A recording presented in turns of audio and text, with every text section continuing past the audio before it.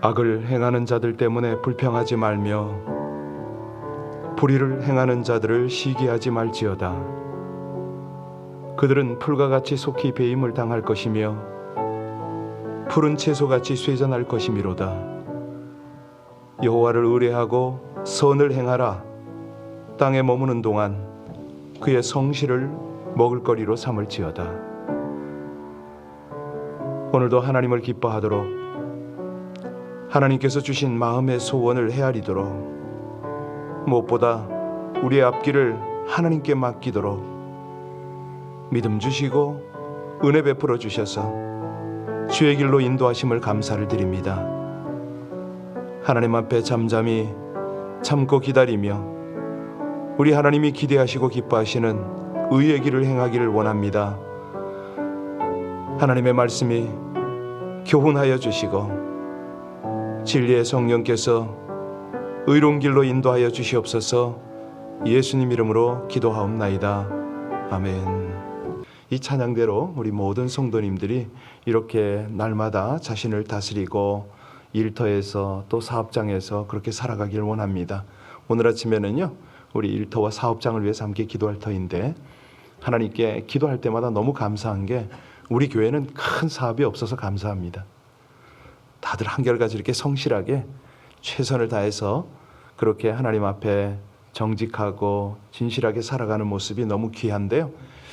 이 모습이 하나님께도 기쁨이 되지만 세상 가운데도 잘 드러나서 많은 사람에게 인정받고 칭찬받고 하나님의 복음이 나타나는 그런 삶을 살게 해달라고 우리 일터의 경영에서부터 우리 모든 사업장, 우리 한 분 한 분 일하는 현장을 위해서 정직과 질서와 성실로 우리 하나님의 기쁨이 되게 하옵소서. 그 일 위해서는 하나님 그 허탄 데 돈 안 나가도록, 건강 때문에 어려움 당하지 않도록, 관계 때문에 실족하지 않도록 하나님 은혜 달라고 우리 합심으로 함께 간절히 기도 올리겠습니다. 하나님 몸된 교회의 성도들을 위하여 아버지 하나님께서 날마다 함께 동행하시고 은혜의 길로 인도하심을 감사를 드립니다. 온 교회 우리 여러 성도님들 하나님의 말씀 안에서 날마다 진실하고 성실한 삶을 살아드리기를 간절히 원합니다. 하나님 앞에 세상 앞에 요령 부리지 않게 하여 주시고 정말 사람들을 이용하거나 속이지 않도록 아버지 하나님 우리 모든 성도님들의 삶을 진실하고 성실하고 정직하도록 근면하도록 하나님 은혜 주시기를 간절히 원합니다. 하나님 감사합니다.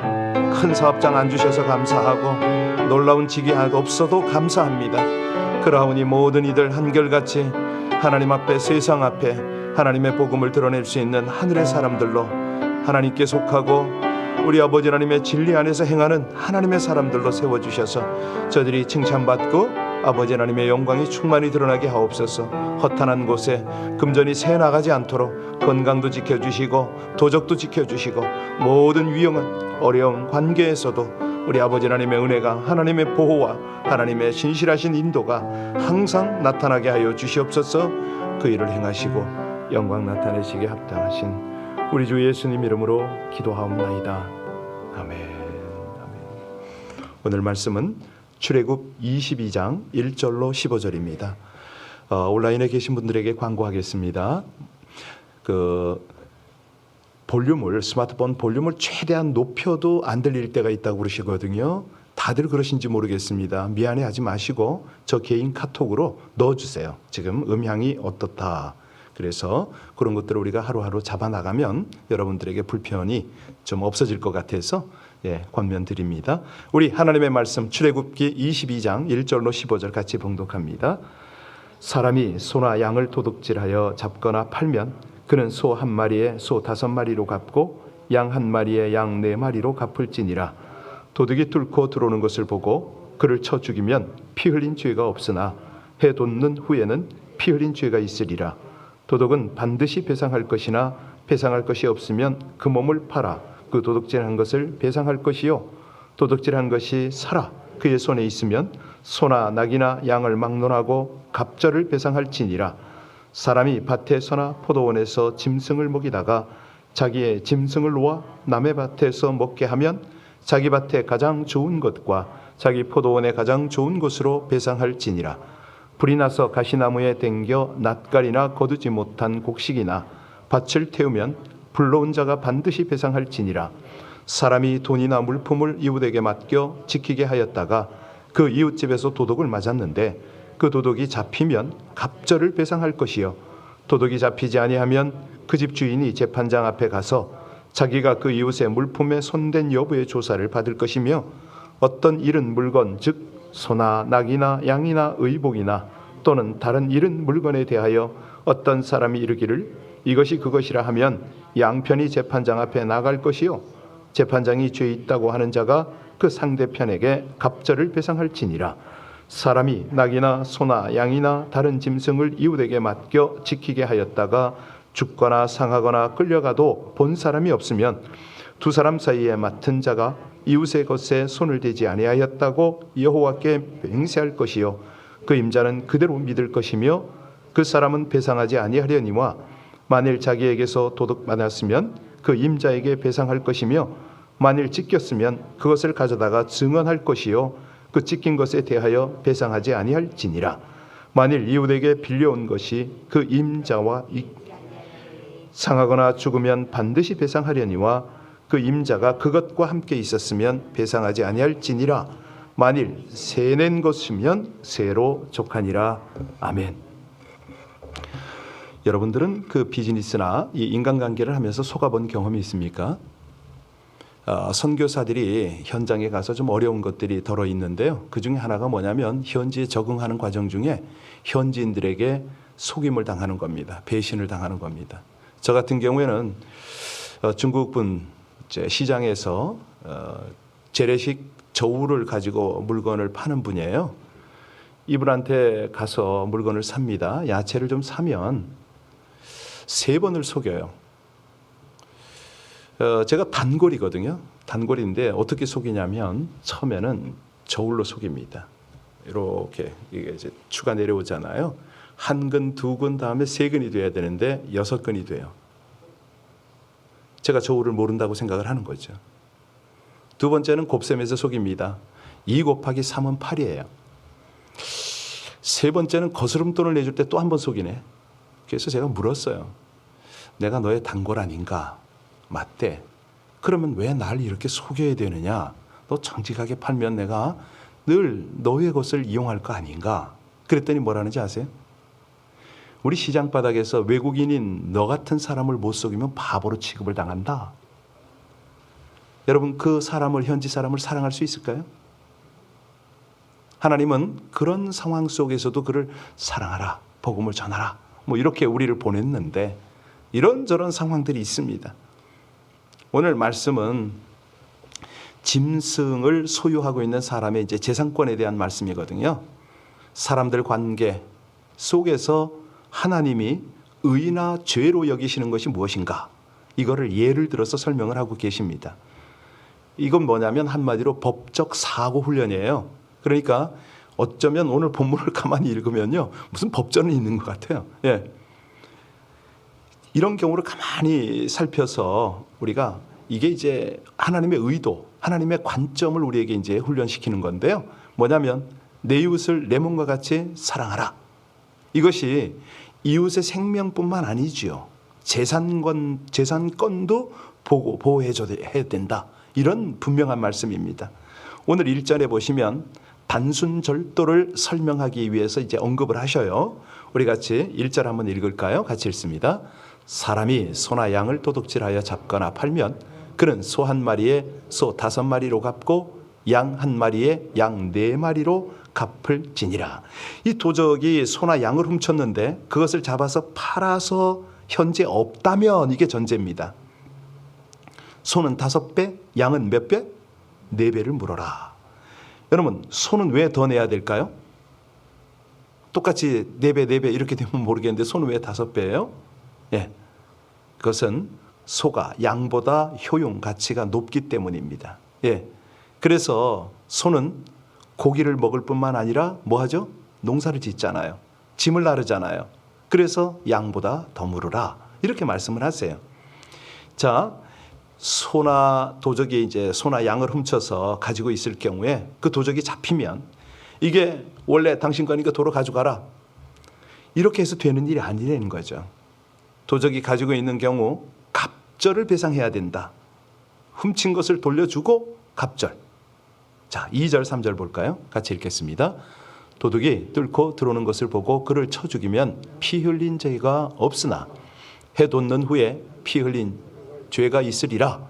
도둑은 반드시 배상할 것이나 배상할 것이 없으면 그 몸을 팔아 그 도둑질한 것을 배상할 것이요.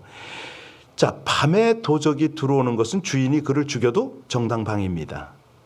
왜냐하면 밤에 들어오는 도적은 그 손에 칼이 있는지 단순 절도범인지 분간이 안 되잖아요.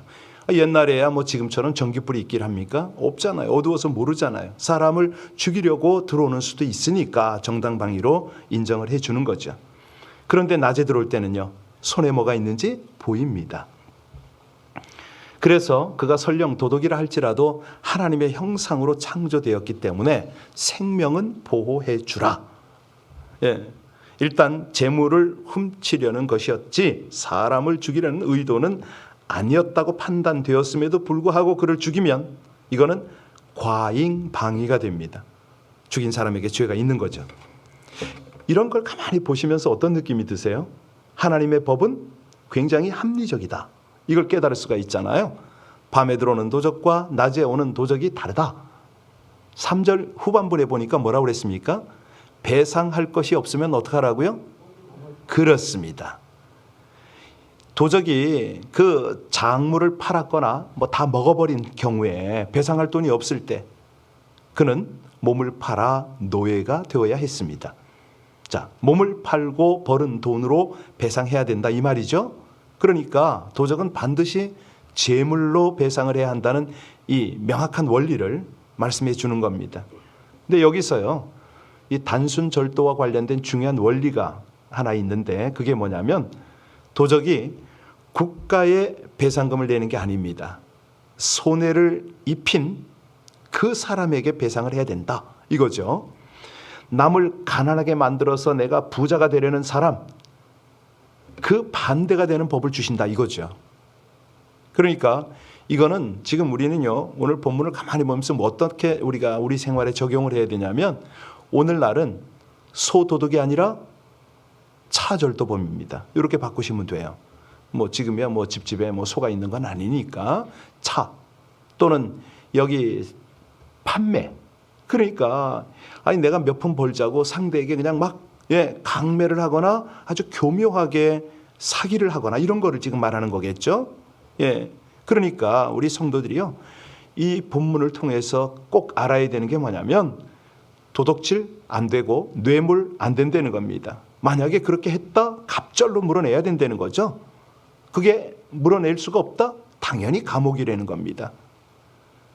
고린도후서 6장 10절에 보면 근심하는 자 같으나 항상 기뻐하고 가난한 자 같으나 많은 사람을 부요하게 하고 아무것도 없는 자 같으나 모든 것을 가진 자로다.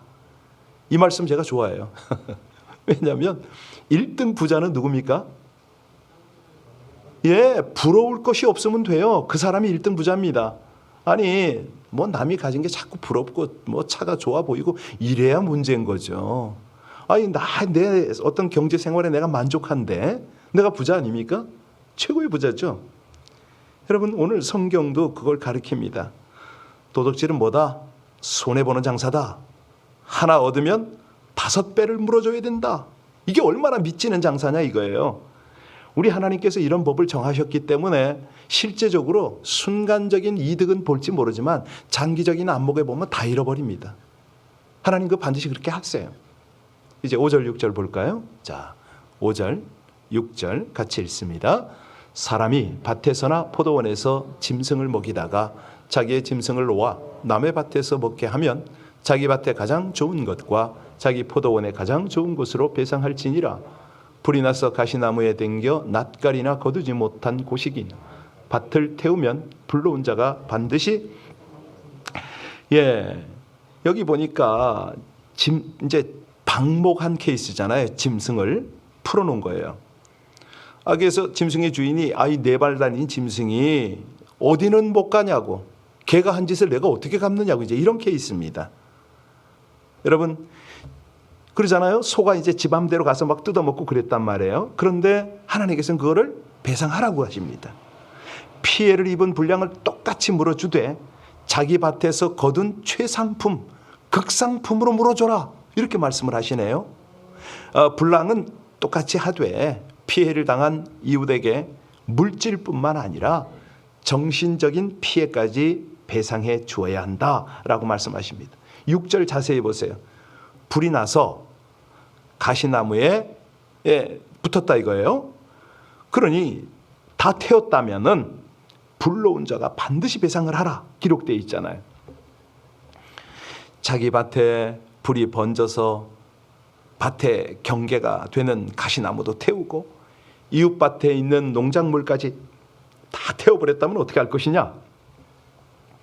불러온 사람이 반드시 배상을 하라는 거예요. 그러니까 불러올 때 이것을 다 미리 예상을 하라는 거죠. 게으르고 부주의하여서 책임을 다하지 않았기 때문에 네가 배상을 하라, 이 말 아닙니까? 설령 내가 남의 밭에 피해를 줄 의도가 없었다 할지라도 이거는 면책 대상이 아니다. 짐승을 방목하는 사람이나 밭을 관리하는 사람은요, 최선의 주의를 다해야 된다 이거죠. 이것도 내 이웃을 내 몸같이 사랑하라는 말씀.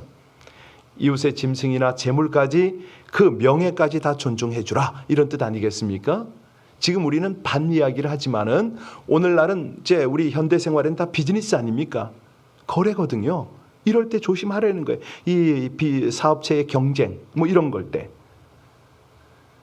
남의 것을 도적질하고 남에게 손해를 끼치고 당신은 예수 믿는 사람이니까 나를 용서해달라, 이거는 잘못됐다 이거죠.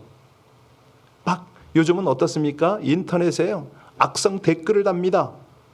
요즘에 그 기성용 뭐죠? 어릴 때 뭐 성추행을 했다는, 이게 기성용은 난 절대 그런 일 없다. 근데 변호사까지 나서서 싸우는 이런 모습을 보고 어느 게 진리인지 잘 모르잖아요. 누가 진실한지. 자, 이게 끝까지 가면 어떻게 되겠습니까? 개인적으로 용서할 수 있을지는 모르지만 이건 사회적으로, 국가적으로 가만히 있으면 안 되는 거거든요. 이런 거는. 확실한 대가를 치르도록 해서 일벌백계죠. 다른 사람이 이런 유형을 본떠서 악을 행하지 못하도록 해야죠.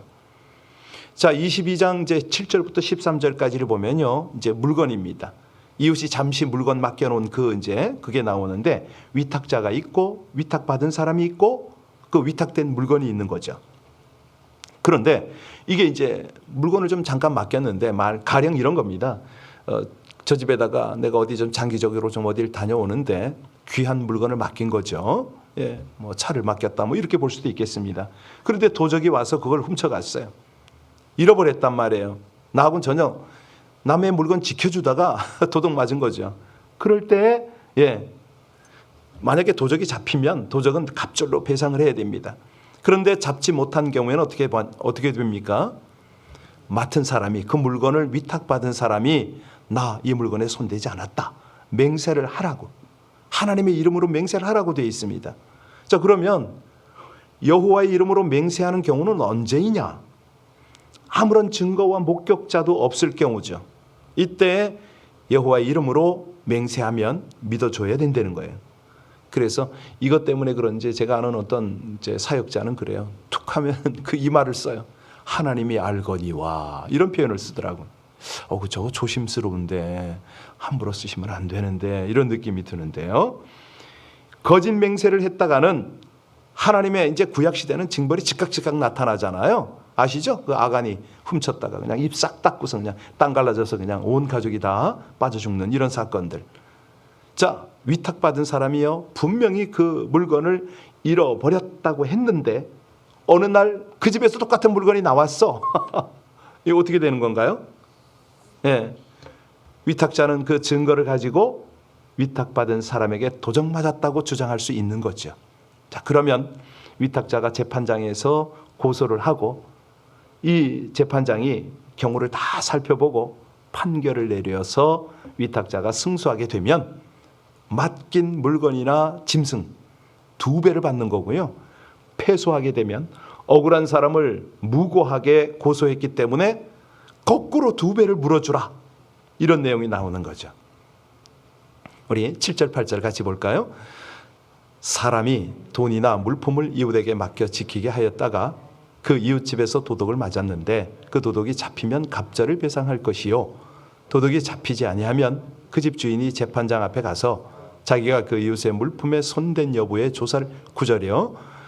9절도 같이 읽겠습니다. 어떤 잃은 물건 즉 소나 낙이나 양이나 의복이나 또는 다른 잃은 물건에 대하여 어떤 사람이 이르기를 이것이 그것이라 하면 양편이 재판장 앞에 나아갈 것이요 재판장이 죄 있다고 하는 자가 그 상대편에게 갑절을 배상할지니라. 참 이런 것들을 그 선교지나 이 개발도상국에 있는 분들이 알았으면 얼마나 좋겠습니까? 그 사실 공산권이요 저렇게 무너질 수밖에 없는 이유가 있습니다. 어떤 이유냐면 사람들이 그곳에 자본과 기술을 가지고 투자를 하잖아요. 그러면 이 대방이죠. 중국이라든가 뭐 북한이라든가 이런 데는 아주 특별히 그런데요. 투자를 받으면 그 순간에 어떤 생각을 하냐면 아 이거 내 거 이런 생각을 해요. 아닌 것 같죠? 진짜예요. 그래서 제가 물었어요. 아니 도대체 그대들은 어쩌자고 그런 생각을 품는가? 그러면요 그분들이 뭐라고 그러는지 아세요? 너희들은 돈이 있지 않냐? 부자가 우리같이 가난한 사람하고 좀 나눠서 써야 되는 거 아니냐? 그거 좀 우리가 가졌기로 손이 그렇게 나쁘냐? 이런 생각을 해요. 그러니까 이 선교지에 처음에 그 열리고 이럴 때는 순수한데요. 조금 시간이 지나면서 사람들이 그렇게 머리들이 돌아가요. 그때 이제 이 사역자들은 선교사들은 절대 거기에서 시험 들면 안 돼요. 좌절하거나 낭망해서도 안 되고요. 그게 이제 복음이 들어가는 한 과정이다. 인간이 이렇다라는 것을 나도 하나님 앞에 이런 사람이다라는 걸 느끼고 그 길을 가야 하는 것이죠. 오늘 본문도 가만히 보면 비슷하지 않습니까? 아니 이게 도대체 어떻게 우리가 이해를 하고 어떻게 이걸 해결할 것인가? 아니 이웃에게 재물을 맡기고 위탁받은 것이 이런 이제 말썽이 일어나고 여러분 하나 질문하겠습니다. 왜 사기꾼이 많죠? 조금 전에 제가 그 공산권에서 이런 일이 있었습니다라고 얘기를 했는데 왜 이렇습니까? 하나님의 법을 제대로 교육받았지 않기 때문입니다. 아니 이웃에 대한 재물, 이웃 재물에 대해서 존중해야 된다. 이 하나님의 법을 알기만 했어도 이렇게 하진 않잖아요. 사기치고 남의 것 도둑질하고 여러분 이 사람 얼마나 어리석은 사람입니까? 그 사람은요 반드시 하나님의 법대로 5배 뺏기게 됩니다. 절대로 잘 살 수가 없어요. 순간적으로 재물을 조금 모은 것 같지요?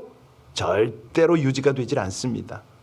자 마지막 우리 14절 15절 볼까요? 14절 15절 같이 봉독하십니다. 만일 이웃에게 빌려온 것이 그 임자가 함께 있지 아니할 때에 상하거나 죽으면 반드시 배상하려니와 그 임자가 그것과 함께 있으면 배상하지 아니할지니라. 만일 세낸 것이면 세로 족하니라. 누구에게 책임이 있는지를 분명히 말씀하시잖아요. 임대한 물건이나 짐승이 상하거나 죽은 경우에 아주 간단합니다. 돈을 주고 빌려온 경우에는요 임대한 사람에게 책임이 없습니다.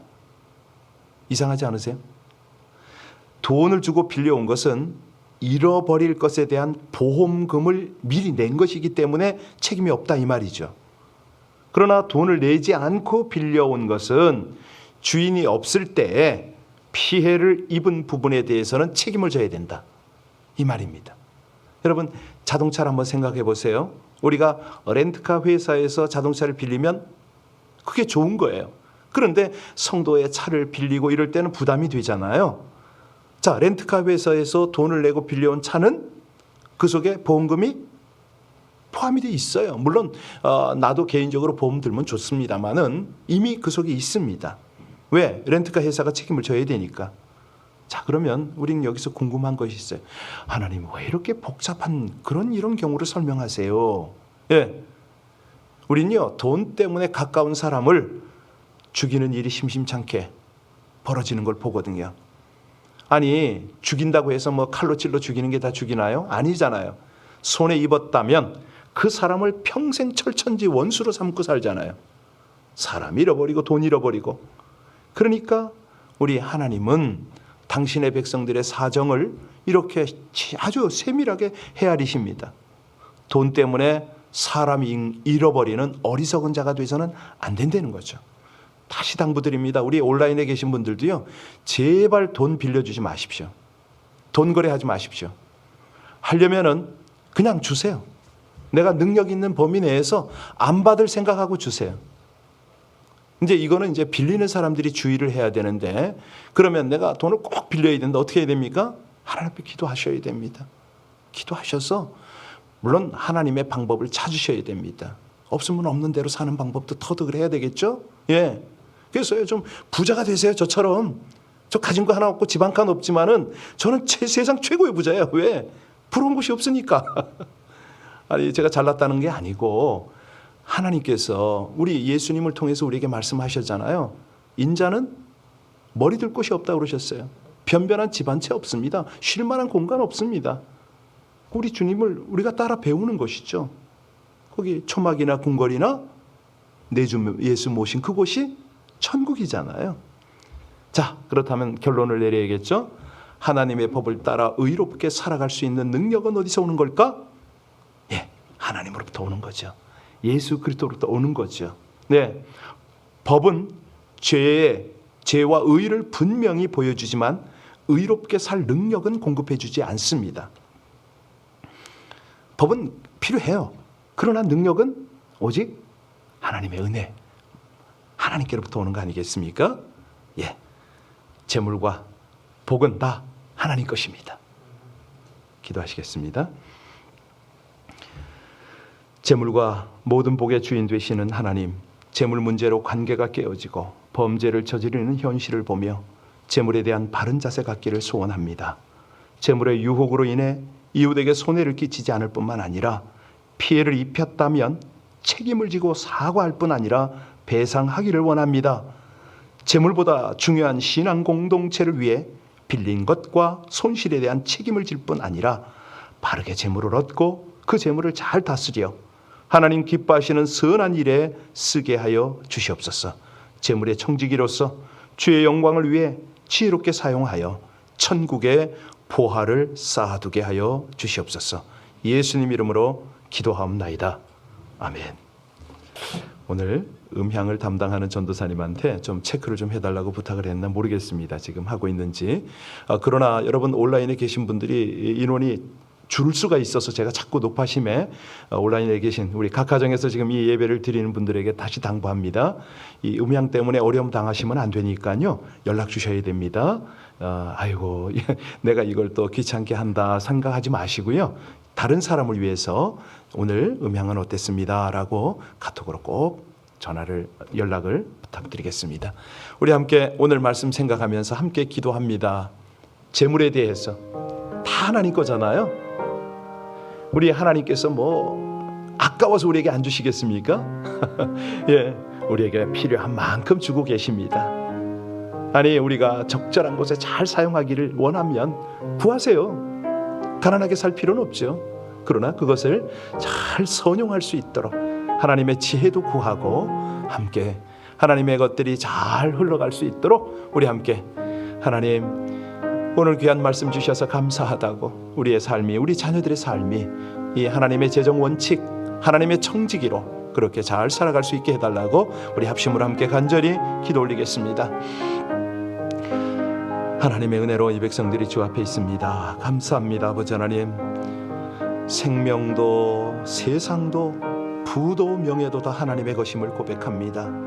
우리에게 가장 유익하도록 우리 아버지 하나님 은혜를 주셔서 진실로 감사합니다. 신실하신 우리 아버지 하나님께서 당신의 백성들을 오늘도 이끌어 가시는데 하나님께서 허락하시는 이 세상 만물 재물권들을 우리 가운데 하나님의 선한 방법으로 인도하심을 진심으로 감사를 드립니다. 주여 간절히 원할 때에 주의 은혜를 입은 백성들이 하나님을 첫 자리에 모시고 하나님이 기대하시고 기뻐하시는 그런 재물관을 가지고 날마다 주 안에서 하나님과 함께 동행하고 주님으로 인하여 기뻐하며 감사하며 넉넉하고도 풍성한 그런 삶을 살아가게 하여 주시옵소서. 아버지 감사합니다. 우리의 자녀들이 또한 재물이 우상이 되지 않도록, 재물에 끌려 살아가지 않도록, 사람들 관계 잃지 않도록, 가정과 공동체가 파괴되지 않도록 하나님께서 설정해 주신 그 은혜를 따라, 그 진리를 따라 진실과 감사와 찬양으로 살아가게 하시기를 간절히 원합니다. 주여 도우소서. 은혜를 입혀 주시옵소서. 감사하신 아버지 하나님의 은혜, 하나님의 그 놀라우신 은혜와 하나님의 역사가 함께 하심을 감사를 드립니다.